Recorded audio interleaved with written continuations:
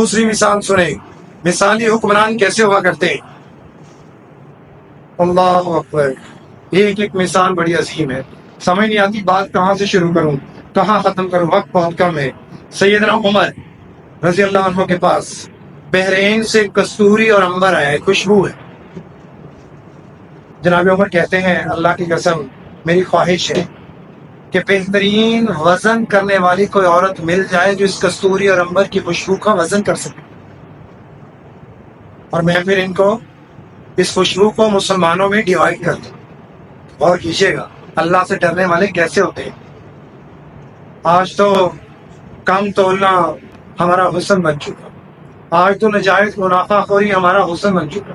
آج ایک دکاندار دوسرے سے مختلف، ایک کا ریٹ دوسرے سے مختلف۔ عمر کہتے ہیں مجھے کوئی ایسی خاتون مل جائے اس علاقے میں کہ جو بہترین وزن کرنے والی ہو اور اس عنبر اور اس کستوری کی بہترین وزن کرے، اور مسلمانوں میں سے کسی کا حق نہ مانا جائے، تاکہ میں اللہ کے سامنے مجرم کی حالت میں، گناہ گار کی حالت میں نہ کھڑا ہوں۔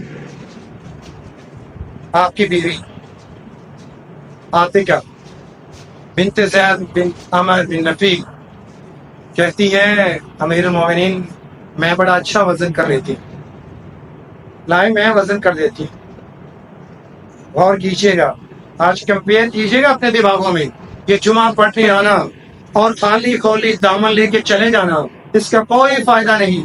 جمعے کا مطلب ہی یہی ہے کہ جو حالات اس وقت اس مملکت کو درپیش ہوں ان کے مطابق سوچنا سمجھنا یہ ہماری ذمہ داری ہے۔ ایک مسلمان بہترین پولیٹیکل سوچ رکھتا ہے، وہ سیاسی اپروچ رکھتا ہے کہ میں اس سسٹم کے اندر رہ رہا ہوں، میں اس مملکت کے اندر رہ رہا ہوں، ان کے اوپر ذمہ داری کیا ہے، ان کو کیا کرنا چاہیے اور کس چیز سے باز رہنا چاہیے۔ اگر تو وہ اس چیز پہ پورا اتر رہے ہیں پھر تو ٹھیک ہے، اگر نہیں پورا اتر رہے تو کم از کم اپنے دل میں ہی ہم ان کا ایک اسٹیٹس سیٹ کر لیں۔ وہ کہتی میں وزن کر لیتی ہوں، بہترین وزن کروں گی۔ آپ کیا کہتے ہیں؟ آپ نے فرمایا مجھے ڈر ہے کہ کہیں جب تم وزن کرنے لگو تو تمہارے ہاتھ کو وہ کستوری اور عنبر کی خوشبو لگ جائے، تو تمہارے ہاتھ پہ جب لگے گی تم اپنی گردن پر نہ لگا لو اور میں اللہ رب العالمین کے سامنے مجرم کی حیثیت سے نہ پیش ہو جاؤں۔